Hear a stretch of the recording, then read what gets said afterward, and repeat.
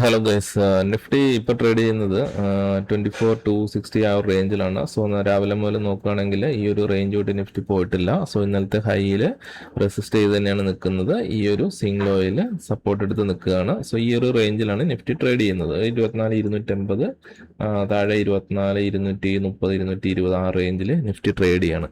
So നമുക്കറിയില്ല ഇത് എങ്ങോട്ടാണ് ബ്രേക്ക് ഔട്ട് തരുന്നത്, അല്ലെങ്കിൽ ബ്രേക്ക് ഔട്ട് തരുമോ ഒന്നും നമുക്കറിയില്ല. സോ ഇപ്പം നമ്മൾ ട്രേഡ് എടുത്ത് വെക്കുന്നത് അത്ര നല്ലതല്ല. കാരണം മാർക്കറ്റ് സൈഡ് വേസ് ആയി പോയി കഴിഞ്ഞാൽ നമുക്കൊന്നും ചെയ്യാൻ പറ്റില്ല.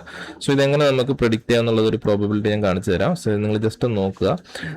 ഈ ഒരു റേഞ്ച് മാർക്കറ്റ് റേഞ്ചിലാണ് നമുക്ക് പ്രൈസ് കാണിച്ചു തരുന്നുണ്ട്. പ്ലസ് അതുകൂടാതെ നമ്മൾ നോക്കേണ്ടത് ഫയേഴ്സിന്റെ ചാർട്ടാണ് നിങ്ങൾ യൂസ് ചെയ്യുന്നതെങ്കിൽ, സോ നിങ്ങൾ നോക്കുക, ഫയേഴ്സിന്റെ ചാർട്ടാണ് നിങ്ങൾ യൂസ് ചെയ്യുന്നത്. നിങ്ങൾ ജസ്റ്റ് നിങ്ങൾക്ക് മോളിൽ ഇവിടെ ഒരു ഐക്കൺ ഉണ്ട്, ഓപ്ഷൻ ചെയിൻ. അതല്ലെങ്കിൽ റൈറ്റ് ക്ലിക്ക് ചെയ്ത് കഴിഞ്ഞാൽ ഓപ്ഷൻ ചെയിൻ എടുക്കാം. സോ നമുക്ക് ഓപ്ഷൻ ചെയിൻ എടുത്തു കഴിഞ്ഞാൽ നിങ്ങൾ നോക്കുക, ഇപ്പം 250 എന്ന് പറയുന്ന സ്ട്രൈക്ക് അറ്റ് ദ മണിയാണ്. സോ കോൾ സൈഡ് നോക്കുക. കോൾ സൈഡ് നോക്കുകയാണെങ്കിൽ കംപ്ലീറ്റ് അനാലിസിസ് നോക്കുകയാണെങ്കിൽ കോൾ സൈഡ് ഷോർട്ട് ബിൽഡപ്പ് ആണ് കാണിക്കുന്നത്. OTM-ലും ATM-ലും ITM-ലും ഒക്കെ ഷോർട്ട് ബിൽഡപ്പ് ആണ്. അതേപോലെ തന്നെ ഫുഡ് സൈഡിലും OTM-ലും അതുപോലെ തന്നെ ATM ITM എല്ലാം തന്നെ ഷോർട്ട് ബിൽഡപ്പ് ആണ് കാണിക്കുന്നത്. അപ്പോൾ രണ്ട് സൈഡും ഷോർട്ട് ബിൽഡപ്പ് വരുമ്പോൾ നമുക്കറിയാം മാർക്കറ്റ് എന്താണ് സൈഡ് വൈസ് ആയിരിക്കും അല്ലേ.